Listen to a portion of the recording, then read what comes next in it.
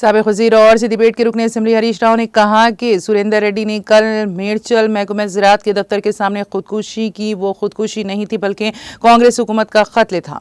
हरीश राव ने किसानों के कर्ज की माफ़ी के मसले पर तेलंगाना भवन में मीडिया से बात की। उन्होंने कहा कि किसानों के कर्जों की माफ़ी के मामले में कांग्रेस हुकूमत की धोखाधड़ी और बेजा रवैये के बारे में किसानों की जानिब से दुख के साथ बात कर रहा हूं। उन्होंने कहा कि कल किसान सुरेंदर रेड्डी ने खुदकुशी कर ली क्योंकि वो अपना कर्ज माफ़ करने से कासिर था। मेडचल महकमा ज़राअत के दफ्तर के सामने दरख्त से लटक कर खुदकुशी कर ली। कांग्रेस हुकूमत का 9 माह का दौर किसानों के लिए तबाही में बदल गया है। इसका सबूत सुरेंदर रेड्डी की खुदकुशी है।